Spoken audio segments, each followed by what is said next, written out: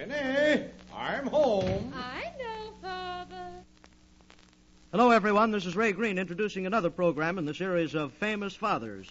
You've just heard the voice of Howard Lindsay, star and co-author of that great comedy hit Life with Father, greeting Vinny with his usual homecoming. Of course, Mr. Lindsay's not back with us yet due to ill health, but we do have our famous guest father with us today, as well as a famous guest mother.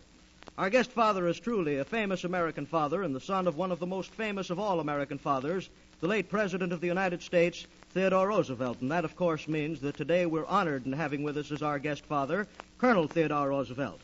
He was received many citations from foreign governments for his service overseas in the last World War, as well as the Distinguished Service Cross from this country.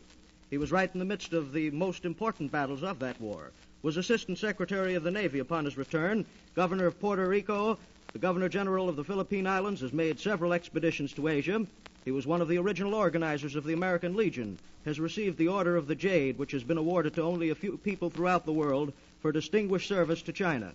He's the Vice President of the Boy Scouts of America, has written many books, and since 1935 he has been and still is editor and Vice President of the Doubleday Duran Publishing Company.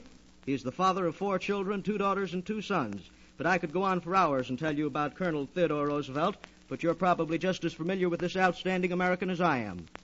Our famous mother is the wife of the famous author, John Phillips Marquand, who in 1938 was awarded the Pulitzer Prize for his best-selling book, The Late George Appleby. Mr. Marquand also saw service in the last World War, and in 1916 he served on the Mexican border with the Massachusetts National Guard during the Pancho Villa fracas. Our 2 distinguished guests are going to have somewhat of a debate on the subject, father's position in the household. We'll probably have lots of fun, but first, a word of interest to all.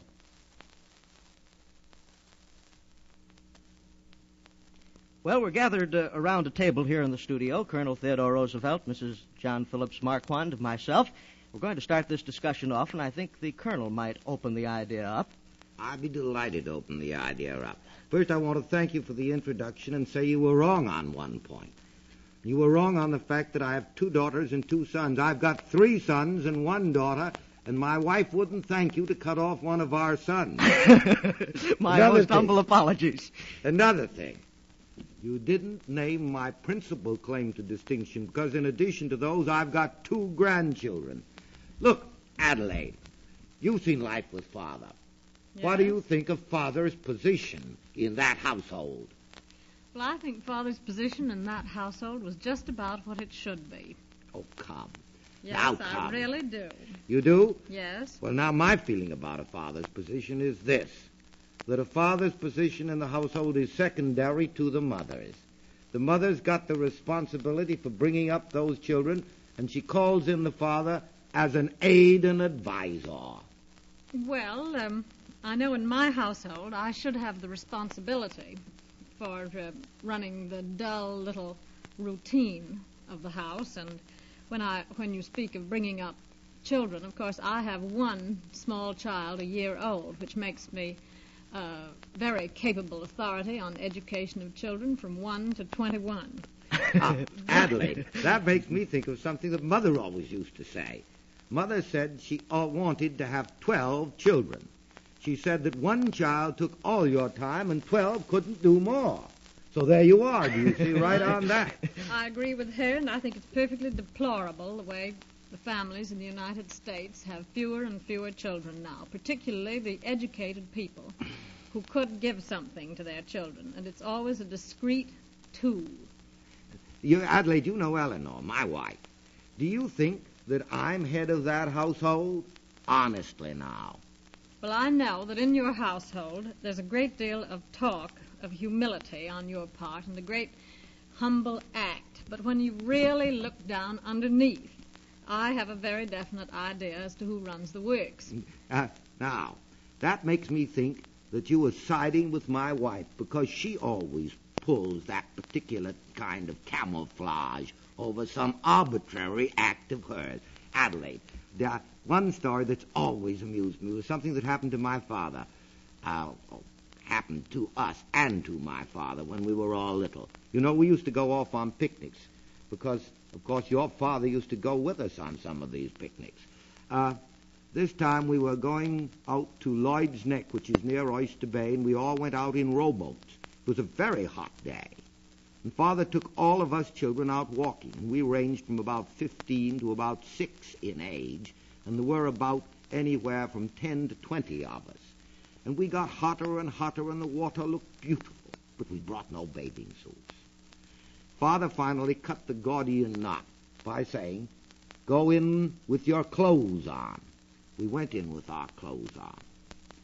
And we had a grand time, and we started back to where the assembled mothers were. And I can remember, as if it were today, as we approached them, and they heard us coming, one of them looked up, then another, and then the look of horror and surprise that came over their faces when they realized that we'd been in bathing with our clothes on. We weren't in disgrace. Father was, the head of the family.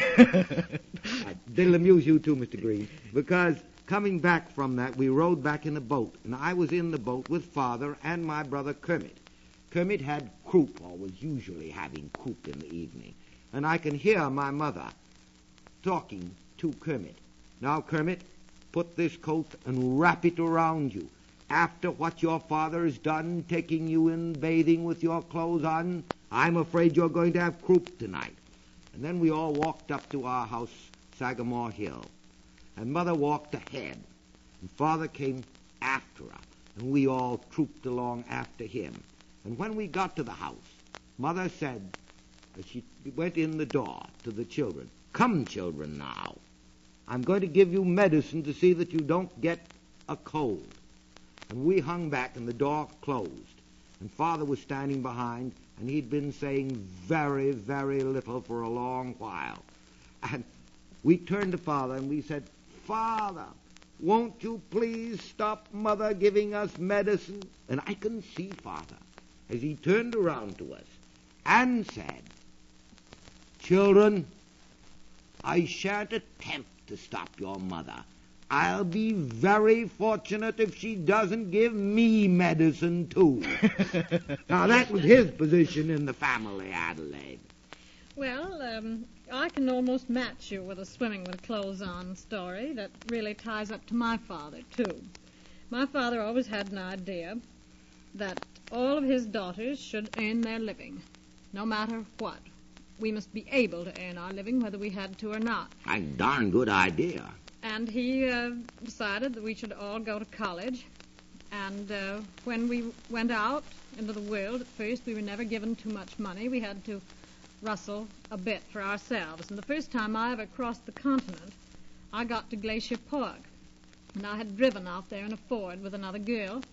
And when we got there, the one thing we wanted to do was to take one of these very nice, expensive horseback trips. But we didn't have enough money. It came to $10 or $12 a day with your guide and horse, and we hung around the hotel hoping that some break would come, and all of a sudden a movie company turned up, which was taking movies for the Great Northern Railroad. And they said that we could go along if we would pose in the movies. Yeah. And we could get a free horse and a free camping trip. So we thought this was wonderful, and it was just smooth. All we had to do was to take the trips that we'd be taking anyway. But the rub came when way up in Brown's Pass there was a glacier running down into a pool and an iceberg in the middle of it. And I had to swim out to the iceberg with my clothes on and climb up. And I felt that day I had well earned my $12 trip. I think that's delightful. Adelaide, you know, that brings up a point that I think is quite important in the question of children. I think that they are very apt in this modern overdone cult to emphasize the importance of the children over the importance of the parents, to soften the children up, make them conceited and self-centered. How about it? Agree with me? I certainly do agree with you, and I think from all the conversation I've heard about some of the ultramodern schools that they're all built around the child. The home must be built around the child, and every bit of atmosphere that comes into the home is just calculated to be just the right thing for a child, and that to me gives the child a very poor basis to start life on. He doesn't have the shocks. He's protected, and well, I agree with you, and I think there's another awful thing that's done then. the child gradually begins to think of herself or himself as the center of the universe to which everybody should bow down, and doesn't realize that they've got to have thought for the feelings of others and look out for themselves. Now, Adelaide, you said about your father making you all feel that you had to support yourselves, that you had to pull your own weight in the boat. Father always made us think that. We've always made our children think that. Matter of fact, Father used to say to us, children, I'll give you the best education I can afford. And when you're through your education, it's root, hog, or die. And that's a pretty good idea, don't you think so? I think it's a very good idea. Just before we started here, Colonel, you had made some comparison to a bird down in Australia, I believe it was, and compared him to a father. I'd like you to make that comparison once again. That goes back to our original point, father's position in the household. There's a bird down in Australia called the bowerbird. And the male of the bowerbird makes the nest and does everything of that sort and finally sits on the eggs. Now, I don't think a father should be a bowerbird. I think a father should go out, rustle, provide the means of maintaining the household, protect the household, but realize that within the household and making the household, the mother is supreme. Yes, that's true. Do you agree with that, Mrs. Marquand? I certainly do. Well, we're running a little bit short of time here, and I'm sure both of you must have some last word to our audience. Well, I've got a last word right now, and I want to go back again to what we were talking about just before. I think all fathers and mothers should bear in mind two thoughts in bringing up their children. The first is to bring those children up so they're not selfish. And the second is to make them realize that in this world, every tub must stand on its own bottom, and that those children must go out and face the world on their own responsibility. Those are the two important things I think parents should bear in mind. Well, my last word is just to say that I think your last word is just as it should be, which is what a mother should say, isn't it? No! That's a horrid thing to say to me. This seems to be the one time where the gentleman instead of the lady has had the last word. And thanks very, very much to you, Colonel Theodore Roosevelt, and to you, Mrs. John Phillips Marquand, for coming in with us. And now, before we say good night or good afternoon, a word of interest to all. And so we come to the close in another in the series of programs, Famous Fathers. Remember that next week we'll be back again at this same time with another famous guest father and also a famous guest conductor to fill Howard Lindsay's place during his absence. And now, on behalf of Colonel Theodore Roosevelt and Mrs. John Phillips Marquand, this is Ray Green, hoping that you'll make your life with father and mother a very, very happy one.